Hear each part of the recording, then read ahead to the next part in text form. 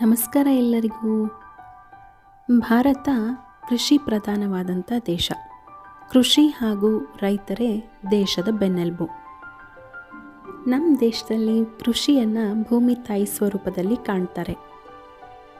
ಒಬ್ಬ ಮಹಿಳೆ ಗರ್ಭವತಿಯಾದಾಗ ಹೇಗೆ ಸೀಮಂತ ಮಾಡ್ತಾರೋ ಅದೇ ಥರ ಒಬ್ಬ ರೈತ ಅದೇ ಹುರುಪಿನಿಂದ ಭೂಮಿ ತಾಯಿಯನ್ನು ದೇವರ ರೂಪದಂತೆ ತಿಳಿದು ತಾನು ಬೆಳೆದಂಥ ಫಸಲಿಗೆ ಪೂಜೆಯನ್ನು ಮಾಡಿ ಗೌರವವನ್ನು ಸಲ್ಲಿಸಿ ಸೀಮಂತದ ಕಾರ್ಯದಂತೆ ಹಬ್ಬ ಮಾಡೋದೇ ಈ ಸೀಗೆ ಹುಣ್ಣಿಮೆ ವಿಶೇಷ.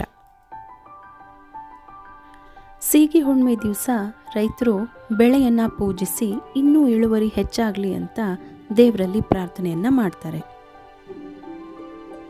ಈ ಸೀಗೆ ಹುಣ್ಣಿಮೆಯನ್ನು ಕರ್ನಾಟಕದಾದ್ಯಂತ ರೈತರು ಅತ್ಯಂತ ಹುರುಪಿನಿಂದ ಆಚರಣೆಯನ್ನು ಮಾಡ್ತಾರೆ. ಊರಿಂದ ಊರಿಗೆ ಆಚರಣೆಗಳ ಪದ್ಧತಿಗಳು ಸ್ವಲ್ಪ ವಿಭಿನ್ನವಾಗಿದ್ರೂ ಅದರ ಉದ್ದೇಶ ಮಾತ್ರ ಒಂದೇ. ಈ ಹಬ್ಬದ ದಿನ ಕುಟುಂಬದವರೆಲ್ಲ ಸೇರಿ ತಮ್ಮ ತಮ್ಮ ಹೊಲ ಗದ್ದೆಗಳಿಗೆ ಹೋಗಿ ಅಲ್ಲಿ ಪಂಚಪಾಂಡವರನ್ನು ಕಲ್ಲಿನ ರೂಪದಲ್ಲಿ ಪ್ರತಿಷ್ಠಾಪಿಸಿ ಪೂಜೆಯನ್ನು ಮಾಡ್ತಾರೆ. ಈ ಕಲ್ಲುಗಳಿಗೆ ಕೆಮ್ಮಣ್ಣು ಹಾಗೂ ಸುಣ್ಣದ ಚುಕ್ಕೆಗಳಿಂದ ಅಲಂಕಾರವನ್ನು ಮಾಡಿರ್ತಾರೆ. ಗ್ರಾಮೀಣ ಭಾಗಗಳಲ್ಲಿ ಸೀಗೆ ಹುಣ್ಣಿಮೆ ಇನ್ನು ಒಂದು ವಾರ ಇರುವಾಗಲೇ ಅಡುಗೆ ತಯಾರಿ ಶುರು ಆಗಿರುತ್ತೆ. ಕರ್ಜಿಕಾಯಿ, ಶೇಂಗಾ ಹೋಳಿಗೆ, ಕಡುಬು, ರೊಟ್ಟಿ, ಹೀಗೆ ಇನ್ನು ಹಬ್ಬದ ದಿನ ಮಾಡುವಂತಹ ಚಿತ್ರಾನ್ನ, ಮೊಸರನ್ನ, ಬಗೆ ಬಗೆ ಪಲ್ಯಗಳು, ಹೀಗೆ ಲಿಸ್ಟ್ ಬೆಳೀತಾ ಹೋಗುತ್ತೆ. ಇನ್ನು ಸಂಡಿಗೆ ಹಪ್ಪಳ ಇಲ್ಲದೆ ಇದ್ದರೆ ಹೆಂಗೆ? ಮನೆಯಲ್ಲೆಲ್ಲ ಏನೋ ಒಂಥರದ ಸಂಭ್ರಮ.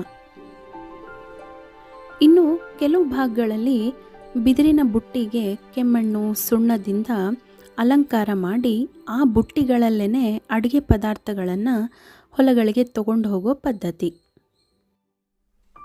ಮೊದಲು ಪ್ರತಿಷ್ಠಾಪನೆ ಮಾಡಿದಂಥ ಪಾಂಡವರ ಕಲ್ಲುಗಳಿಗೆ ಬನ್ನಿ ಎಲೆಗಳಿಂದ ನೈವೇದ್ಯವನ್ನು ಮಾಡ್ತಾರೆ. ನಮ್ಮ ಉತ್ತರ ಕರ್ನಾಟಕದ ಭಾಗಗಳಲ್ಲಿ ಈ ಹಬ್ಬವನ್ನು ಚರಗ ಚೆಲ್ಲೋ ಪದ್ಧತಿ ಅಂತ ಕರೀತಾರೆ. ಇದರ ಉದ್ದೇಶ ಭೂಮಿ ತಾಯಿ ನಮಗೆ ಸಾಕಷ್ಟು ಕೊಟ್ಟಿರ್ತಾಳೆ, ನಾವು ಮರಳಿ ಆಕೆಗೆ ಸ್ವಲ್ಪ ಕೊಡುವಂಥ ಪದ್ಧತಿ. ಬೆಳಿಗ್ಗೆ ಮನೆಯವರೆಲ್ಲ ಜೊತೆಯಾಗಿ ಮಾಡಿದಂಥ ಅಡುಗೆಗಳನ್ನು ತಮ್ಮ ಹೊಲಗದ್ದೆಗಳಿಗೆ ತಂದು ಭೂಮಿ ತಾಯಿಗೆ ನೈವೇದ್ಯದ ರೂಪದಲ್ಲಿ ಅರ್ಪಣೆಯನ್ನು ಮಾಡ್ತಾರೆ. ನೈವೇದ್ಯದ ಅಡುಗೆನ ಒಂದು ಬುಟ್ಟಿನಲ್ಲಿ ಹಾಕಿ ಅದರ ಜೊತೆ ತರಕಾರಿ, ಹಿಟ್ಟು, ಧಾನ್ಯಗಳು, ಎಣ್ಣೆ, ಹೀಗೆ ಎಲ್ಲ ಮಿಶ್ರಣವನ್ನು ಮಾಡಿ ಹೊಲಗಳಿಗೆ ಹೋಗಿ ಹುಲಿಗೋ ಅಂತ ಹೇಳಿಕೊಂಡು ಹೊಲದ ಎಲ್ಲ ಭಾಗಗಳಿಗೆ ಹಾಕ್ತಾರೆ. ಇದಕ್ಕೇ ಚರಗ ಚೆಲ್ಲೋದು ಅಂತ ಹೇಳೋದು. ಆಮೇಲೆ ಎಲ್ಲರ ಜೊತೆ ಕೂತ್ಕೊಂಡು ಹೊಲದಲ್ಲಿ ಊಟನ ಮಾಡ್ತಾರೆ. ಸೀಗೆ ಹುಣ್ಣಿಮೆಯ ವೈಜ್ಞಾನಿಕ ಹಿನ್ನೆಲೆ ಏನಂದರೆ, ಇಲ್ಲಿ ಹಸಿ ತರಕಾರಿ, ಹಿಟ್ಟು, ಕಾಳುಗಳು, ಎಣ್ಣೆ ಎಲ್ಲ ಮಿಶ್ರಣವನ್ನು ಹೊಲಗಳಿಗೆ ಹಾಕ್ತಾರೆ. ಈ ಮಿಶ್ರಣ ಕೊಳೆತು ಡಿಕಂಪೋಸ್ ಆಗೋದರಿಂದ ಮಣ್ಣಿಗೆ ಬೇಕಾಗುವಂತಹ ನೈಟ್ರೋಜನ್, ಫಾಸ್ಫರಸ್, ಪೊಟ್ಯಾಷಿಯಂ ಅಂಶ ಸಿಗತ್ತೆ. ಮಣ್ಣು ಫಲವತ್ತಾಗಿ ಬೆಳೆ ಚೆನ್ನಾಗಿ ಬೆಳೆಯುತ್ತೆ.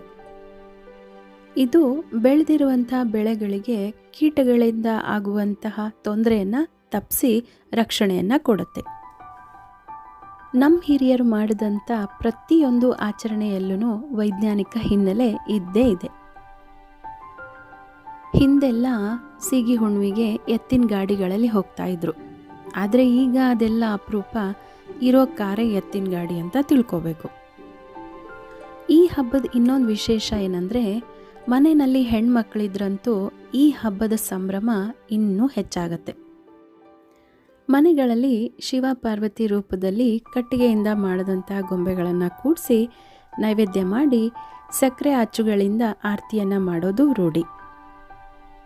ಸಾಮಾನ್ಯವಾಗಿ ಈ ಹಬ್ಬಕ್ಕೆ ತವ್ರ ಮನೆಯಿಂದ ಸಕ್ಕರೆ ಗೊಂಬೆಗಳನ್ನು ಮಾಡಿ ಮಗಳ ಮನೆಗೆ ಕಳಿಸುವಂಥ ಪದ್ಧತಿ ಇದೆ. ನನ್ನ ತವ್ರ ಮನೆಯಿಂದ ಸಕ್ಕರೆ ಗೊಂಬೆಗಳನ್ನು ಶಾಂಭವಿಗೆ ತಂದು ಕೊಟ್ಟಿದ್ರು. ಮಗಳಿಗೇನೆ ರೆಡಿ ಮಾಡಿ ಅವಳ ಕೈಯಿಂದ ಶಿವ ಪಾರ್ವತಿ ಪೂಜೆ ಮಾಡಿಸಿ ಸಕ್ಕರೆ ಗೊಂಬೆಗಳಿಂದ ಆರತಿನ ಮಾಡಿ ಮುಗಿಸಿದ್ವಿ. ಹಿಂಗಿತ್ತು ನಮ್ಮನೆ ಸೀಗೆ ಹುಣ್ಣಿಮೆ ಹಬ್ಬ. ನಿಮ್ಗೆ ಈ ವಿಡಿಯೋ ಇಷ್ಟ ಆಗಿದ್ರೆ ಲೈಕ್ ಮಾಡಿ, ನಮ್ಮ ಚಾನಲ್ನ ಸಬ್ಸ್ಕ್ರೈಬ್ ಮಾಡಿಕೊಂಡು ನಿಮ್ಮ ಫ್ರೆಂಡ್ಸ್ ಆ್ಯಂಡ್ ಫ್ಯಾಮಿಲಿ ಮೆಂಬರ್ಸ್ ಜೊತೆ ಈ ವಿಡಿಯೋನ ಶೇರ್ ಮಾಡಿ. Thank you. ನಮ್ಮ ಮಂಗಳಸೂತ್ರಕ್ಕ ಸ್ಥಿರವೆಂದು ಆರುತಿ ಬೆಳಗಿರೆ